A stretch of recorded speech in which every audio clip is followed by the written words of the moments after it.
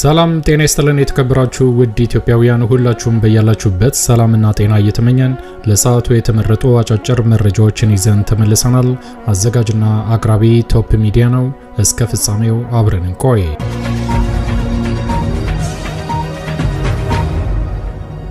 ክቡራን አድማጮች እንደተለመደው ይሄ መረጃ ለፍትህ፣ ለዲሞክራሲ፣ ለእኩልነት ለሚታገሉ ንጹሃን ወገኖቻችን በአጠቃላይ ድምጽ ለመሆን ስለሚረዳ ወዳጆቼ ላይክ በማድረግ እንድትጀምሩ ስል በትህትና ለማስታወስ እወዳለሁ።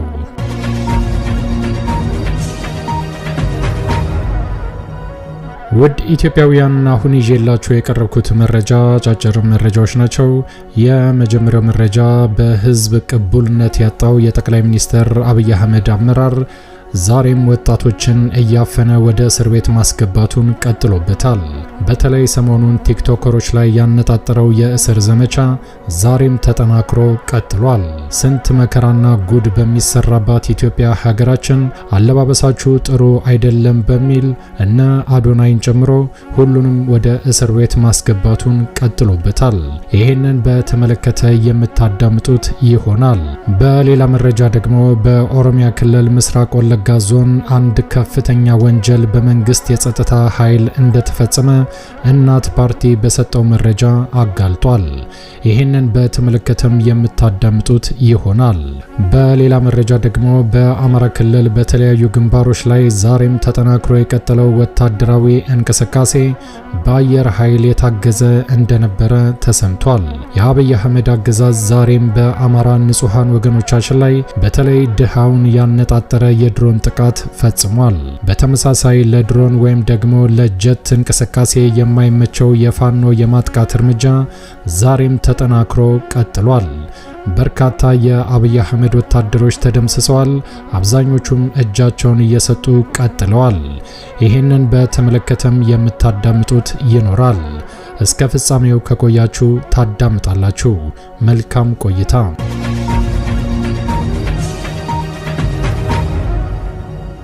ውድ ኢትዮጵያውያን ቀዳሚ ወዳደረኩት መረጃ ሳልፍ በህዝብ ቅቡልነት የተቸገረው የአብይ አህመድ አገዛዝ ዛሬ መንግስት ነኝ የሚለውን ነገር በህዝቡ ለማስረጽና ተቀባይነት እንዲያገኝ ወይም በማህበረሰቡ ትኩረት እንዲሰጠው ወጣት ቲክቶከሮችን እያፈነ ወደ እስር ቤት ማስገባቱን ቀጥሎበታል። ሰሞኑን አለባበሳችሁ ከኢትዮጵያ ባህልና ወግ ያፈነገጠ ነው በሚል 5 ቲክቶከሮችን አፍኖ ወደ እስር ቤት ማስገባቱ አይዘነጋም። በተመሳሳይ የጂ ፓወር ክሬቲቭ አዋርድ አሸናፊ የሆነውን አዶናይ በመባል የሚታወቀውን ተጽዕኖ ፈጣሪ ቲክቶከር አለባበስ ጥሩ አይደለም በሚል እንዲሁም ፍቅረኛው ጃኒ የምትባል እንስትን ወደ እስር ቤት እንዳስገባቸው ይታወቃል። የፌዴራል ፖሊስ ባወጣው መግለጫ ሁለቱ ተጠርጣሪዎችን ያስገባቸው ምክንያት ቀደም ሲል በአለባበሳቸው ጥሩ አይደለም በሚል ካስገባቸው 5 ቲክቶከሮች ጋር የተገናኘ እንደሆነ ይፋ አድርጓል። እውነታው ግን ተጽዕኖ ፈጣሪው አዶናይ የሚለብሳቸው ልብሶች አብዛኛው ሱፍ እንደሆነ ይታወቃል። በጂ ፓወር ክሬቲቭ አዋርድ ሽልማት ላይም አዶናይ ከነ ፍቅረኛው የለበሰው የኢትዮጵያ ባህልን የሚያስቀይም አልነበረም። አዶናይ ሙሉ ሱፍ ልብስ የለበሰ ሲሆን ፍቅረኛው ጃኒ ደግሞ የሀበሻ ልብስ እንደለበሰች አይዘነጋም። ሁለቱም የኢትዮጵያን ባህልና ጨዋነት ያገናዘበ ምርጥ አለባበስ የለበሱ ሲሆን መንግስት ወይም ደግሞ የፌዴራል መንግስት በሰጠው መግለጫ ግን ከኢትዮጵያ ባህልና ወግ ያፈነገጠ አለባበስ ለብሰዋል በሚል ይፋ አድርጓል። ይሄም በበርካታ ኢትዮጵያውያን ዘንድ መነጋገሪያ ሆኖ ቀጥሏል። በተጨማሪም ዛሬ የፌዴራል ፖሊስ ባወጣው መረጃ መሰረት በማህበራዊ ሚዲያ አማራጮች ላይ የሀገርን ባህልና ወግ የሚሸረሽሩ እንዲሁም አስነዋሪ ተግባራትን ሲፈጽሙ የተገኙ ተጠርጣሪዎችን በቁጥጥር ስር እንዳስገባ አሳውቋል። ፖሊስ በተለይ ቲክቶክ የማህበራዊ ትስስር ገጽ ላይ ሲንቀሳቀሱ በነበሩ ግለሰቦች ላይ ባደረገው ክትትል የሚከተሉትን ተጠርጣሪዎች ወደ እስር ቤት እንዳስገባ አረጋግጧል። ተጠርጣሪ 1 እና 2 ጎይጋር ኮት ዊዋልና ሀሊሊ ጊቦ አያና የተባሉ ግለሰቦች ያልተገባና ከባህል ያፈነገጠ ተግባር ሲፈጽሙ በዛሬው ዕለት በለሚ ኩራ ክፍለ ከተማ ወረዳ 9 ፊሊንስቶን ሆምስ ተብሎ ከሚጠራው አካባቢ በቁጥጥር ስር እንደዋሉ ይፋ አድርጓል። ተጠርጣሪ ሶስተኛው በቲክቶክ ስሙ ፕሬዝዳንት ማሜ በመባል የሚታወቀው ወይም በሙሉ ስም ተጠሪው ባህረዲን ሙሰማ ጸያፍና ከባህል የወጡ መልእክቶችን ሲያስተላልፍ በቦሌ ክፍለ ከተማ ወረዳ 1 ቦሌ ሚካኤል ጃፋር መስጊድ አካባቢ በቁጥጥር ስር እንደገባ ይፋ አድርጓል። በአሁኑ ሰዓት ተጠርጣሪዎቹ ላይ የፖሊስ ምርመራ እየተጣራ እንደሚገኝ የአዲስ አበባ ፖሊስ ጠቅላይ መምሪያ ይፋ አድርጓል። ፖሊስ ዛሬ ካሰራጨው መረጃ ላይ እንደተመለከትነው የማህበራዊ ሚዲያ አውታሮች ትውልድን ለማነጽ ከመጠቀም ይልቅ ከሀገራችን ባህል ወግና ስነ ምግባር የወጡ አላስፈላጊ ድርጊቶችን በሚፈጽሙ አካላት ላይ የሚወሰደው ህጋዊ እርምጃ ተጠናክሮ ይቀጥላል ሲል ይፋ አድርጓል። እውነታው ግን የአብይ አህመድ አገዛዝ በህዝብ ቅቡልነት እየተዳከመና በተለይ መንግስት እየተዳከመ መምጣቱን ተከትሎ በህብረተሰቡ መነቃቃትና ፍርሃት እየተወገደ በይፋ በቲክቶክ መነገር እንደቀጠለ ይታወቃል። በመቀጠል ጂ ፓወር ቲክቶክ ክሬቲቭ አዋርድ በተዘጋጀበት ጊዜ በቀጥታ ስርጭት ላይ የሚከታተለው የኢትዮጵያ ህዝብ እጅግ በጣም ከፍተኛ ቁጥር እንደነበር ይታወቃል። በተመሳሳይ ጠቅላይ ሚኒስትር አብይ አህመድ በኢትዮጵያ ቴሌቪዥን ወይም ደግሞ በፋና ብሮድካስቲንግ ላይ መልእክቶችን በሚያስተላልፍበት ጊዜ እጅግ በጣም አናሳ ተመልካቾች እንደነበሩና በአጠቃላይ ጠቅላይ ሚኒስትር አብይ አህመድ በቴሌቪዥን ንግግር በሚያደርግበት ጊዜ የሚከታተለው ኢትዮጵያዊ መጥፋቱ እያሳሰበውና እያበሳጨው እንደሚገኝ ተደርሶበታል። ሌላው የአብይ አህመድ አገዛዝን ያስደነገጠው ነገር ጠቅላይ ሚኒስትሩ በቀጥታ ቴሌቪዥን ሲናገር ከ15 ሚሊዮን በላይ ደጋፊ አለኝ የሚለው የብልጽግና ፓርቲ በቴሌቪዥን የአብይ አህመድ ንግግርን ማዳመጥ ፍላጎት ማጣቱ አብይ አህመድን እንዳበሳጨው ይፋ ተደርጓል። አዶናይና ጓደኞቹ የታሰሩበት ምክንያት ታውቋል። መረጃውን ይዤላችሁ መጥቻለሁ። ሁለት ተከታታይ ነገሮችን ደግሞ አብሬ ነግራችኋለሁ። ትላንት እንደነገርኳችሁ የስራቸው የመጀመሪያው መንስኤ አብይ አህመድ ትኩረት በህብረተሰቡ ዘንድ አጥቻለሁ ማለትን ተከትሎ ነው። ለዛ ማስረጃ የሚሆነው አንድ ነገር ነው። የቲክቶክ ክሬቲቭ አዋርድ ዕለት በዛው በተመሳሳይ ሰዓት አብይ አህመድ በተለያዩ የመንግስት ሚዲያዎች ላይ ላይቭ ንግግር እያደረገ ነበር። በአርቲስት ቲቪ ደግሞ የቲክቶክ ክሬቲቭ አዋርድ ላይቭ እየተላለፈ ነበር። ሁለቱንም ለማመሳሰል እናምጣቸው። ይሄ የአርቲስት ቲቪ ላይ አዶናይ ሲሸለም የነበረበት ጊዜ ነው። በቀጥታ ስርጭት 39000 ሰው የሚሞላ ሰው በቀጥታ ይመለከት ነበር። ኢቲቪ ላይ በተመሳሳይ ሰዓት አብይ አህመድን የሚከታተለው ሰው ብዛቱን አያችሁት? አንድ ሰው። ያም ተሳስቶ መሆን መቻል አለበት። ካድሬዎቹ እንኳን የማያምኑት የማያዳምጡት ሰው ነው አብይ አህመድ።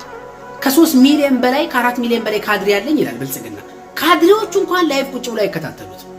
ሁሉም የቲክቶክ ክሬቲቭ አዋርድ ላይ ስለነበሩ ማለት ነው። ትኩረት ስለተነፈገው ብቻ በህብረተሰቡ ዘንድ በክፉ በደግም መነሳት የሚፈልግ መንግስት እነዚህን ልጆች አስሯቸዋል። ለህብረተሰብ እሴት ባህል እንጨነቃለንማ ማለት የነበረበት ሰው ተዘግዝቆ ሲሰቀል ነው ሻሸመኔ አይደለ? አርሲ ላይ ክርስቲያኖች ሙስሊሞች ሲታረዱ ነበር። ወለጋ ላይ ቤተክርስቲያኖች ሲቀጠሉ መስጊዶች ሲነዱ ነበር አይደለ?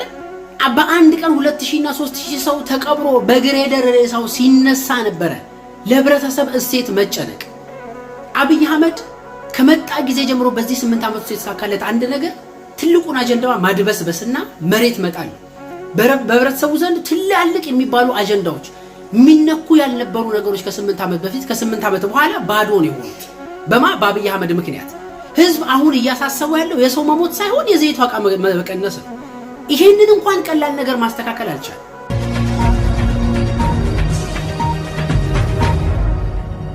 ክቡራን አድማጮች ወደሚቀጥለው መረጃ ሳልፍ ደግሞ እናት ፓርቲ በምስራቅ ወለጋ በመንግስት መዋቅር የተፈጸመ የንጹሃን ግድያ እንዳለ ዛሬ ባወጣው መግለጫ አጋልጧል።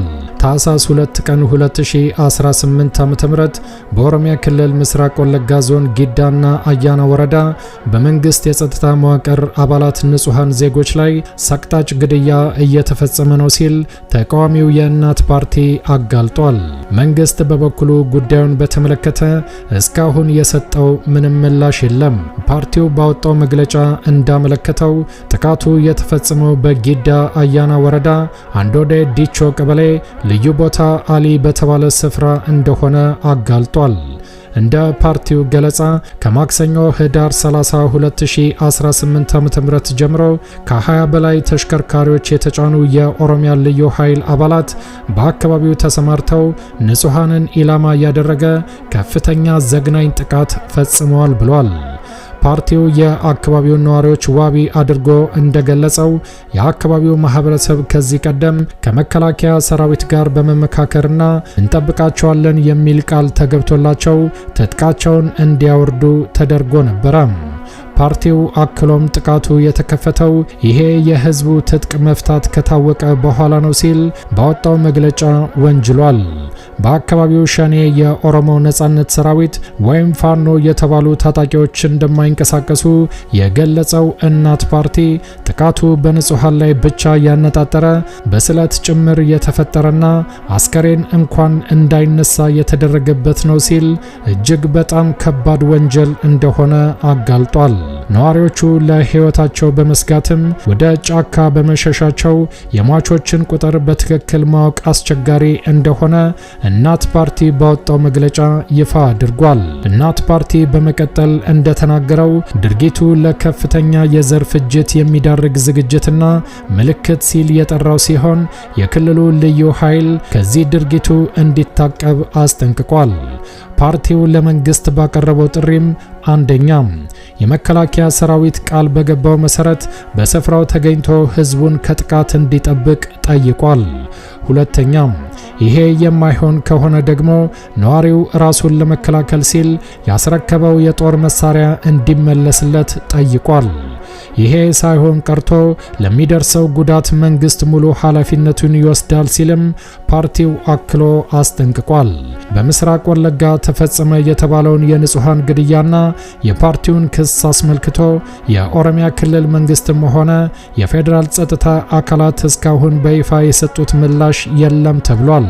ይሄ አካባቢ በተደጋጋሚ የጸጥታ ችግር የሚስተናገድበት ቀጠና እንደሆነም ይታወቃል። እናት ፓርቲ ታህሳስ 2 ቀን 2018 ዓ.ም ባወጣው ጠንካራ መግለጫ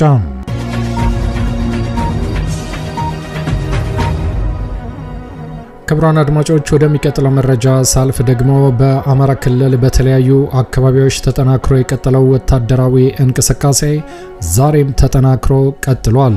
የ14ኛው ክፍለ ጦር የበረሃኛው ጅበላ ሞተራ ሻለቃ በጠላት ላይ ታላቅ ድል መጎናጸፉን ይፋ አድርጓል።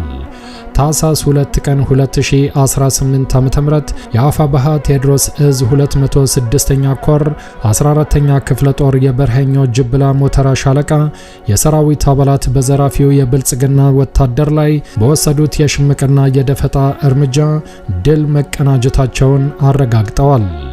የአርሶ አደሩን ሰብል ለመዝረፍና የማህበረሰቡን ቤት ለመበርበር በጠዋቱ ከደብረ ማርቆስ ከተማ ተነስቶ ወደ ሊባኖስ ቀበሌ ያመራውን የብልጽግና ወራሪ ወታደር ጀግኖቹ የበረሃኛው ጅበላ ሙተራ ሻለቃዎች አስቀድመው ደፈጣ ጥለው በመጠበቅ ከጠዋት ጀምረው እስከ ምሽት ድረስ በቀጠለው ጠንካራ ውጊያ የቋያ እሳት ክንዳቸውን ሲያሳርፉበት ውለዋል ተብሏል።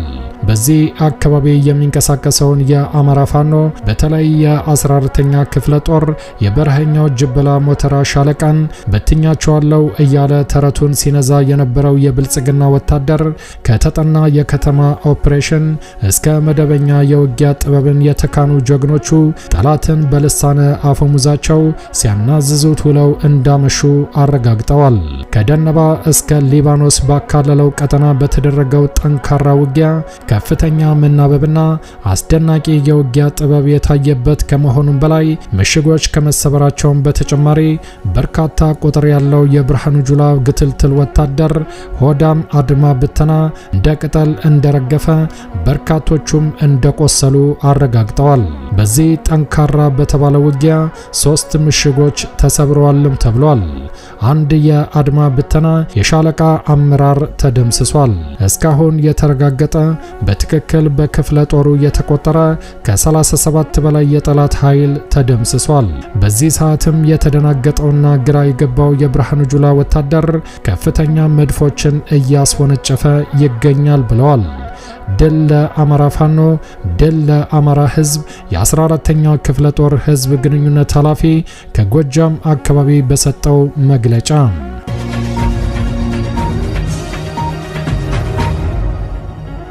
ክብራን አድማጮች ወደሚቀጥለው መረጃ ሳልፍ ደግሞ በሸዋ አካባቢ የሚንቀሳቀሰው የአማራ ፋኖ እንዲሁም ደግሞ ከቀናት በፊት የአብይ አህመድ አገዛዝ ከአማራ ፋኖ ጋር ተደራድሬያለሁ በሚል አንድ ማስረሻ ሰጤ ሲፈራረም እንዳሳየ ይታወቃል።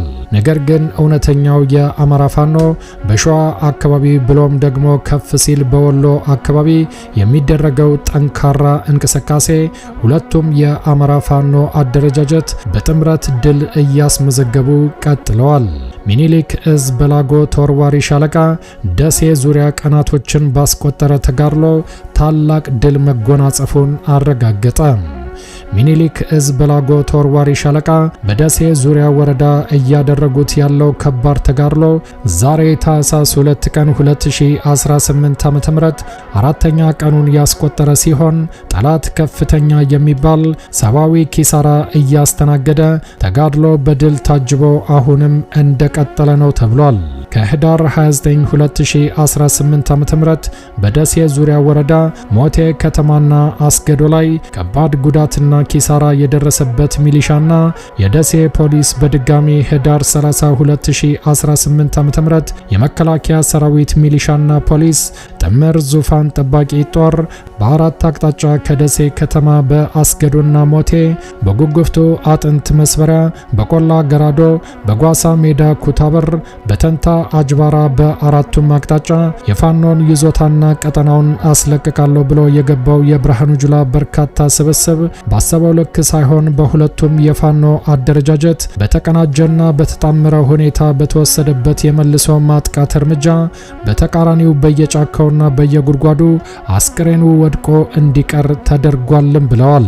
በዚህ አካባቢ በተደረገው ጠንካራ ውጊያ ጠላት ከባድ ሰብአዊና ኪሳራ የደረሰበት ሲሆን በየቦታው ወድቆ የቀረበትን አስክሬን ለማንሳትና ለማውጣት ሌላ ተጨማሪ ኃይል እያስገባ በፋኖ በቅንጅት በተወሰደበት ጠንካራ የማጥቃት እርምጃ እዛው እንደገባ ሳይመለስ እየቀረ ይሄው ዛሬ ታህሳስ 2 ቀን 2018 ዓ.ም አራተኛ ቀኑን አስቆጥሯል ተብሏል። በደሴ ዙሪያ በተጀመረው ጠንካራ ውጊያ ተጋድሎው አሁንም ተጠናክሮ እንደቀጠለ ሲሆን በአካባቢው የደረሰውን ውድመትና ኪሳራ በተመለከተ ዝርዝር ቁጥራቸውን መረጃውን በቀጣይ የምናደርስ ይሆናልም ብለዋል።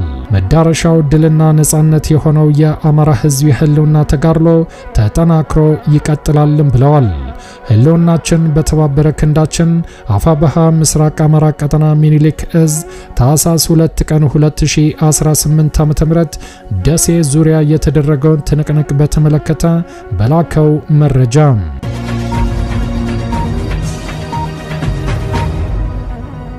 ክብራን አድማጮች ወደሚቀጥለው መረጃ ሳልፍ ደግሞ ግራ የገባው የአብይ አህመድ አገዛዝ ከአማራ ፋኖ ጋር ተደራድሬያለሁ፣ የአማራ ህዝብ የሰላም አየር እየተነፈሰ ነው ካለ በኋላ ዛሬም በዚህ አካባቢ የሚያደርገው የድሮን እርምጃ ተጠናክሮ ቀጥሏል። በማስረሻ ሰጤ ተደራደረ የተባለው የአማራ ፋኖ ውሸት እንደሆነ ያረጋገጠው የዛሬው የድሮን እርምጃ አብይ አህመድ ግራ እንደገባውና በአማራ ክልል ዘው ብሎ የጀመረው ውጊያ እንዴት ከባድ እንደሆነበት ያረጋገጠ ነው ተብሏል። የፋሽስቱ አብይ አህመድ አገዛዝ ብልጽግና የጥፋት ቡድን ሰሜን ሸዋ ዞን በግሸ ወረዳ ትምህርት ቤት ላይ የድሮን ጥቃት በመፈጸም የአንደኛ ደረጃ ህፃናት ተማሪዎችን እንደገደለ ይፋ ተደርጓል። የአብይ አህመድ የጥፋት ቡድን በሰሜን ሸዋ ግሽ ወረዳ ልዩ ቦታው ደል አንደኛ ደረጃ ትምህርት ቤት በፈጸመው የድሮን ጥቃት በትምህርት ገበታቸው ላይ የነበሩ 2 ተማሪዎችን የገደለ ሲሆን በርካቶችን እንዳቆሰለም ይፋ ተደርጓል።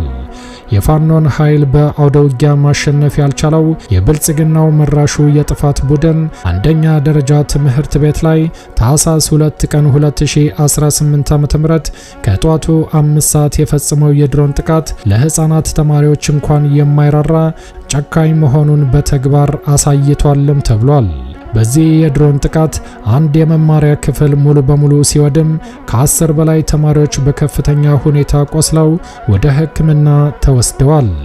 መዳረሻው ድልና ነጻነት የሆነው የአማራ ሕዝብ የህልውና ተጋድሎ ተጠናክሮ ይቀጥላል ተብሏል። ህልውናችን በተባበረ ክንዳችን።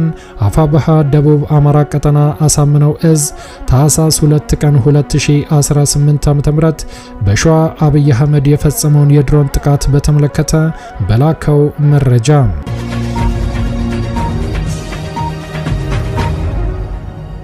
የተከበራችሁ ክቡራን አድማጮች ለሰዓቱ ያዘጋጀነው አጫጭር መረጃ ይሄን ይመስል ነበር።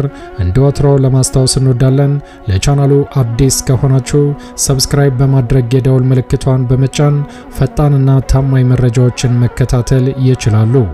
አዘጋጅና አቅራቢ ቶፕ ሚዲያ ነበር። በሌሎች አጫጭር መረጃዎች እስከምንገናኝ ቸር ያሰማን። ኢትዮጵያ ለዘላለም ትኖር። ዘረኝነት ይውደም።